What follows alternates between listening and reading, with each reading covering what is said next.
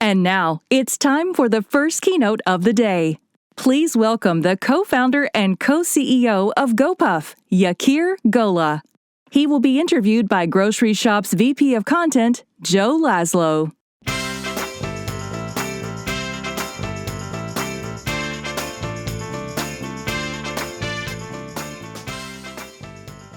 Hey, how's it going? Good morning to all of you, too. I want to say a quick welcome to the third day of Grocery Shop. Our general sessions today are going to be super exciting.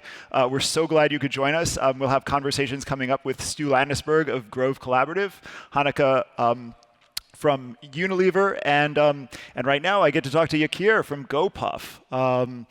Yakir, thank you so much for joining us. Thanks for having me. To have Great to be here today. Let's start for folks who maybe don't know Gopuff so well. You talk a lot about instant needs as the thing that you guys do. Tell me a little bit about how you define instant needs and maybe a little background on Gopuff for the audience. Sure. Well, first of all, thanks again for having me today, and thanks for everyone for being here. So, look, when we started Gopuff 8 years ago, our natural instinct was to control the customer experience from day one, because one, we'll have better margins long term by making margins off product sales and by controlling the customer experience through the delivery time and the actual experience. For us, we call that category instant needs, and it evolved tremendously from 8 years ago with 100 products. Now we have over 4,000, anything from ice cream, snacks, alcohol, over-the-counter medication, baby products, and these all just are new categories that have launched over the last 8 years.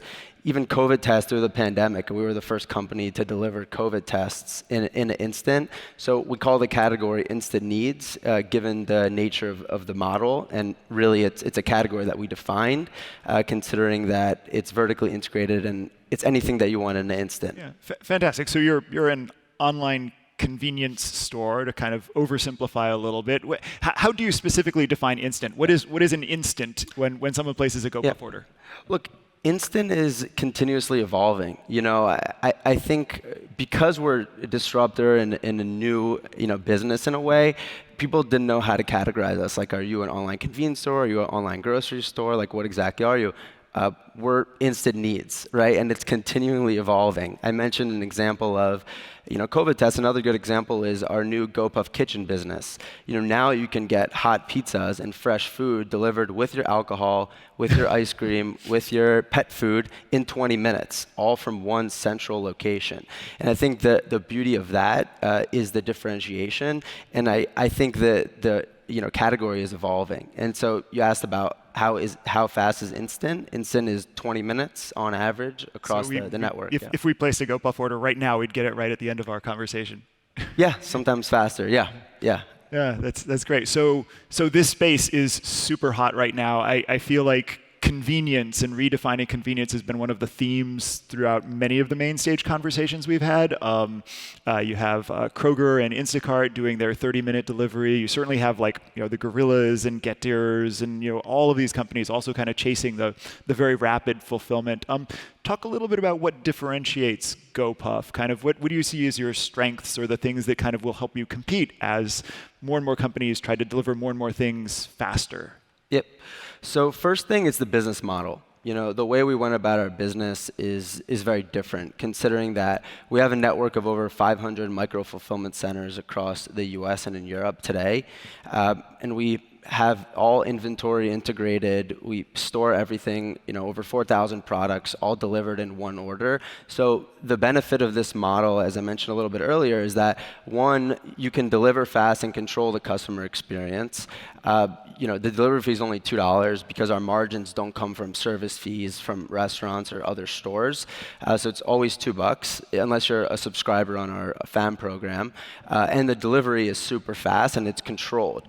And then the other side about it on the economics is the there's major benefits long-term on margins because you're making money off product sales and off our advertising business, which is also super exciting. So naturally, the business model is very different, and that's why I really believe we're in a category of one.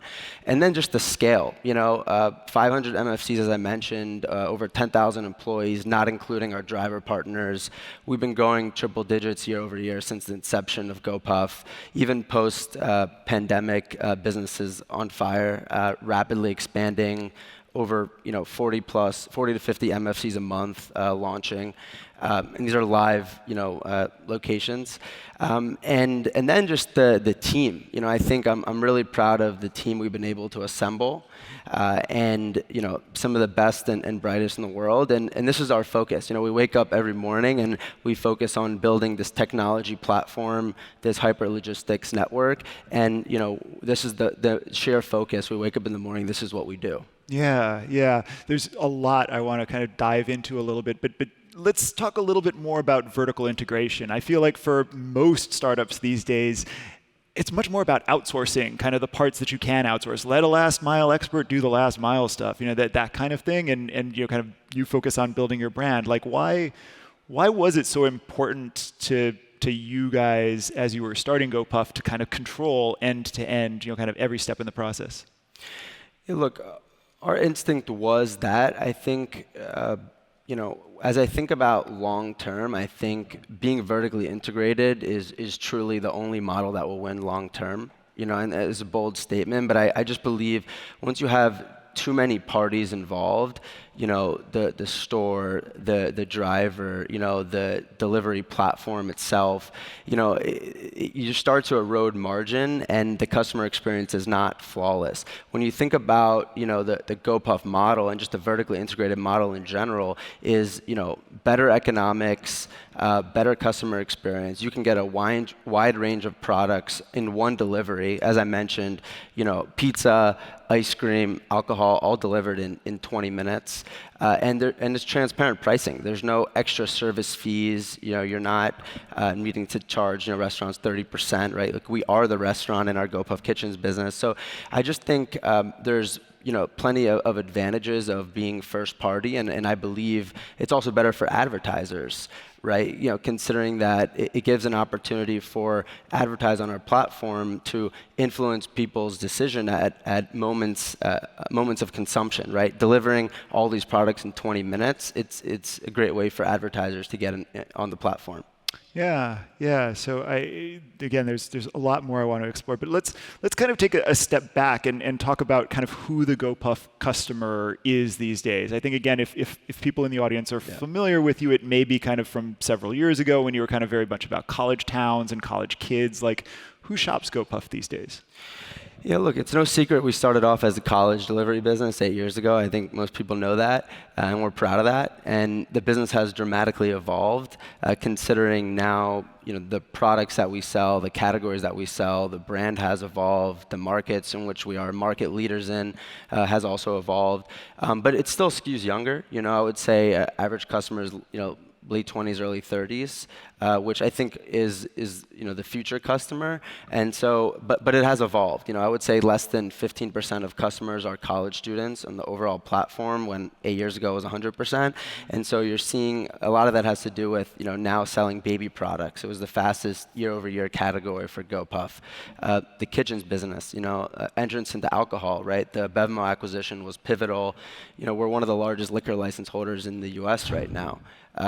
So that gives us, the categories that people want and the older consumer.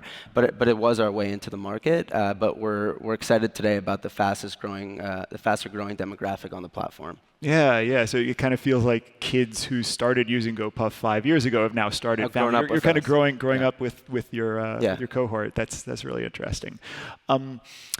How often do people order from GoPuff? Your customers, is it kind of daily, weekly? Kind of what's the general cadence? Yeah, I mean, what I could tell you is our subscription program, which is one of the most exciting things happening, called Gopuff Fam.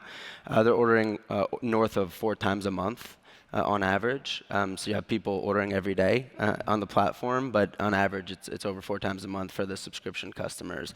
And it's growing and it's increasing. And as I talked about the vertically integrated model, the benefits of having our own real estate and our own infrastructure is the expandability of the platform. And so as we launch these new categories, whether it is pet food or it is the Gopuff Kitchen business, or it is over-the-counter medication and household, which was a new category from the pandemic.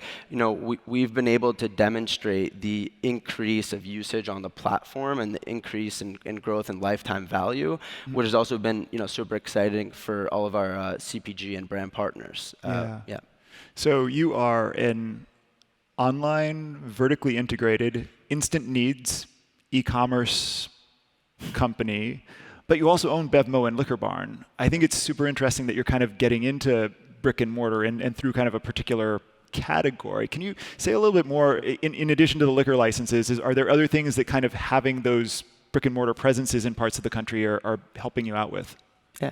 So, those were great acquisitions. The reason for that is it gave us a huge head start from a liquor license perspective in those markets, and so they were very strategic. They're great brands, although we looked at it and said, hey, the time to market and the speed to market and leveraging the liquor licenses for us was something that was significant as we thought about expanding in a big way in these markets. So that was what we thought about.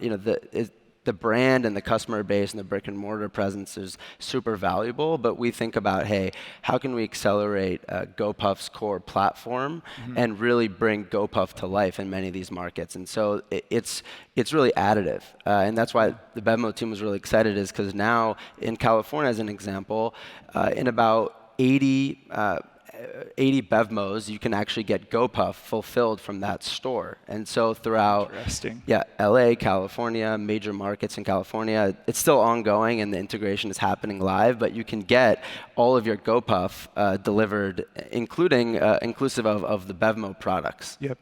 That's really great. You mentioned advertising and the prospects for your CPG partners earlier. I definitely want to come back to that now. If convenience is one of kind of the key words in the Grocery Shop 21 bingo, retail media networks is another one.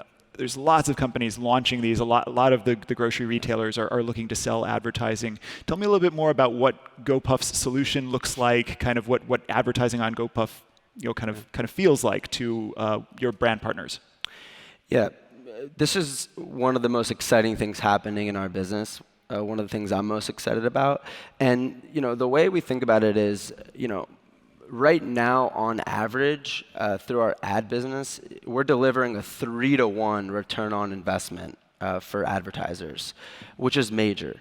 And when you look at GoPuff as a platform, we can seriously influence customers' decision at moment of consumption, because most of our customers are consuming our products within minutes of receiving their order. And the benefit for an advertiser is right now we're seeing a 40% conversion rate for our advertisers, and on a 3-to-1 ROI. And so we're really grateful of all the amazing partners. We've seen from the beginning of the year to now, it was actually the month of August, a 20x increase in our ad campaign just on the platform. And so when you think about GoPuff, and you talked a little bit about the customer base and the demographic, it's also the most important customer for advertisers. So it's something that I'm really excited about, but what I'm really excited for is just the demonstration of value that we've been able to provide to them, whether it's through our search, whether it's through our programmatic ad platform and product placement. We also have an amazing sampling program. So my just advice is, and one of the reasons I was excited to come here, is that anyone that has even one SKU on GoPuff should be advertising on the platform, because it's a clear ROI. And so it's something that I'm excited about, but I'm more excited about bringing the value and partnering with some amazing brands, not just the biggest brands in the world, but any brand, any local brand, or anyone that really wants to get on the GoPuff platform. Yeah. So what kinds of data do you share with your advertiser partners? Do they get to know exactly who's clicking on ads? Do you kind of aggregate the data about like how many purchases people made based on ads? Like what do you share? Yeah, the data is really aggregated, but when you think about it's similar to other ad platforms, whether it's, it could be like Facebook, Google, Amazon. I mean, these companies have built amazing ad platforms, but the thing is like people are sick of seeing these ads, especially advertisers, without actual call to action. And Sure. so the benefit for Gopuff is they actually can influence at moment of consumption. So, it's just aggregated data. That's basically what it is. Yeah. Yeah, that's great, and it does feel like you're hitting people right at a kind of the key moment in their shopping process. You're going to get this in 15 to 20 minutes. You might as well add some chips or something else. And yeah, it feels very powerful there.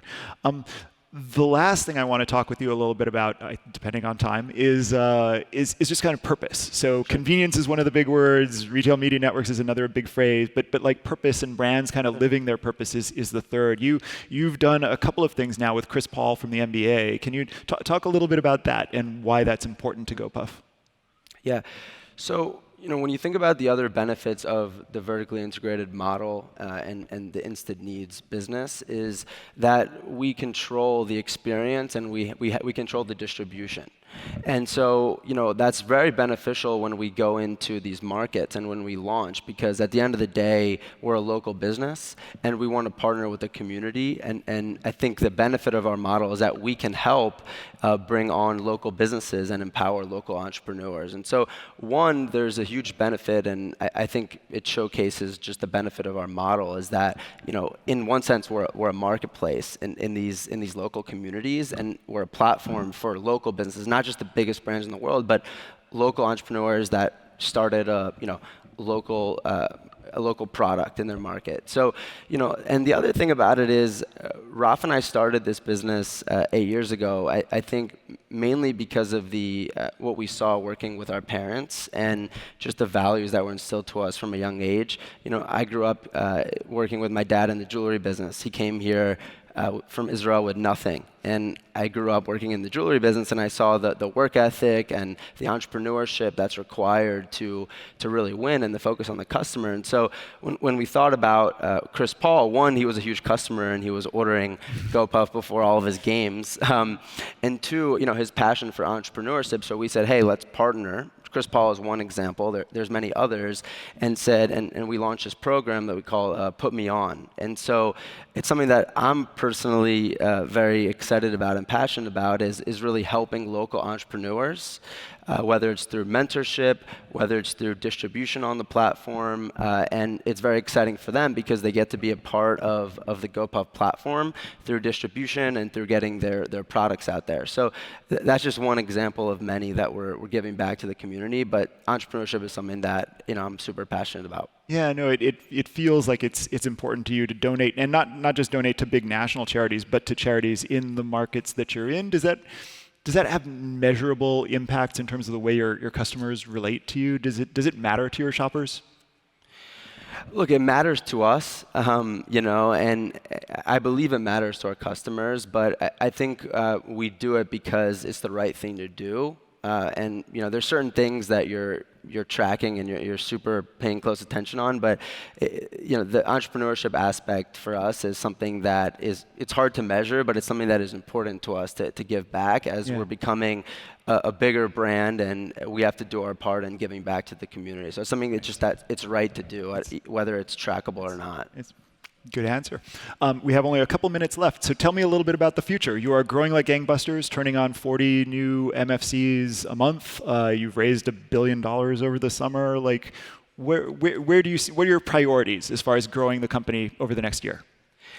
Yeah, look, super exciting, but we're just getting started. That's like truly what I believe. I think we're in the super early days of our business, and we've had a lot of success, but we're humble about where we're at and where we want to get to, and we have massive ambitions for the business. So I would say there's 3 big priorities: geographic expansion. Considering we've been operating for 8 years, and some people in the crowd might be like, hey, that's not a long time in the business. For us it is, but we have profit pools in the U.S. considering how strong our existing market's profitability is, and so we can leverage that and benefit from all the learnings in our U.S. market share, and then bring that and turn the business into a global platform. And so that's why we're really excited about international expansion. Like I'll give you one example. If you look at market share in the U.S., we have 75% share in the instant needs category. And a lot of people don't realize that, but that's the benefit we have in the share we have. But we're excited about bringing the platform globally into everywhere, and to the millions of people that are requesting us. 2, category expansion. I talked about the evolution of Gopuff. To date, there's been massive evolution, but there's still a massive opportunity to expand to new categories and to offer more to consumers. The Gopuff Kitchen is a great example. And 3 is the relentless focus on the customer experience and the innovation on the customer experience, whether it's that's speed, that's technology, that's being the best place to work, both for our employees and for our driver partners. So the relentless improvement on the customer experience is the other 3 core pillars. But what I would say is we're just getting started, but we're super excited about building this global platform for instant needs. Great. Thank you so much, Yakir. It was a pleasure talking with you this morning. Thank you so much. Thanks.